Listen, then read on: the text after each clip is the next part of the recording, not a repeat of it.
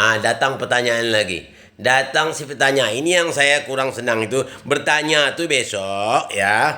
Bertanya sebut namanya. Jangan bertanya tak disebut nama. Kurang tanggung jawab nama ini. Ayah Ustaz, bagaimana menurut pandang Ustaz tentang Pak Jokowi? Dia menganjurkan saya pula bertanya bagaimana pandangan saya tentang Pak Jokowi. Ya, kalau pandangan saya Pak Jokowi bagus-bagus saja. Ya, bagus. Nampaknya dicinta ada masalah. Ya, banyak rakyat, hati rakyat itu apa? Dirangkulnya, banyak yang mencintainya, bahkan sampai ke luar negeri dia dicintainya. Dan di sini bertanya pula dia, bukan ada kekurangannya Ustaz? Ya, kalau dikatakan kekurangan, semua manusia itu ada kekurangannya. Ya, saya mengetahui itu Pak Jokowi itu bukan nabi, bukan rasul, bukan orang yang disuci Allah. Kalau ada kekurangan, ya, di mana-mana ada kekurangan, itu wajar saja manusia biasa. Tapi di sini sangat saya tekankan, kita jangan berpikir seperti perempuan. Tahu perempuan?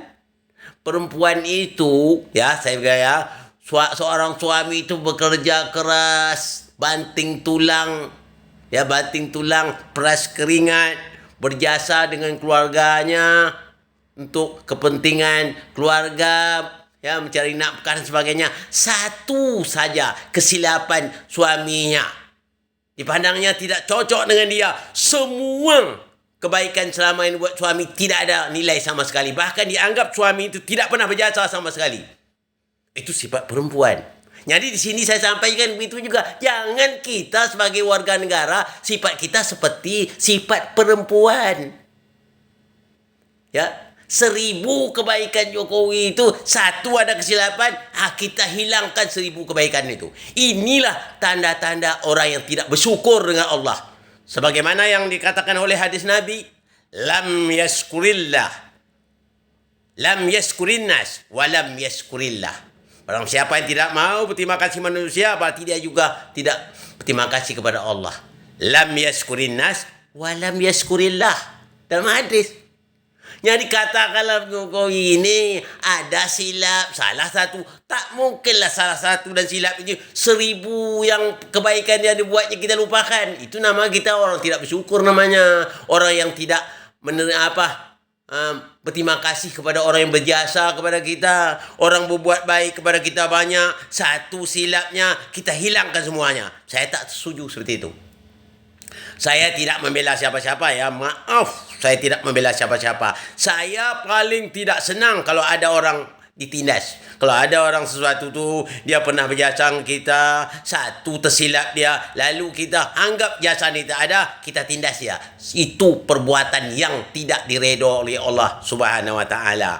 Oleh sebab itu saya menghimbau kepada seluruhnya, jangan kita bersifat seperti perempuan. Kalau perempuan tu wajar gitu.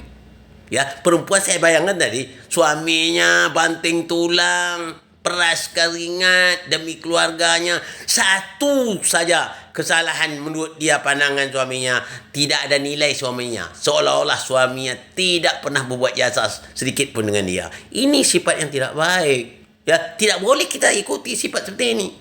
Apalagi kita selaku warga negara yang sangat luas. Ya, kita harus tahu ya wajar. Ada silap dan salah, wajar. Dia manusia biasa. Dia bukan nabi, bukan rasul, bukan maksum.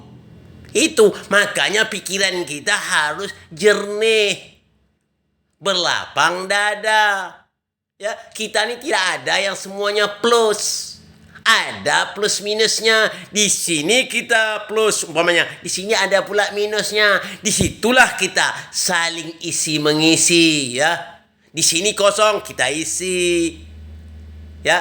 Di sini penuh rasanya, kita mengisi yang kosong, ya. Kalau istilah dalam bahasa Okian tuh uke ulai nama katanya. Ada pergi, ada datang, ada yang memberi, ada yang menerima, saling memberi dan menerima. Itu yang diharapkan. Jadi di sini saya sampaikan kalau masalah Jokowi ini bagus orangnya, ya luar biasa.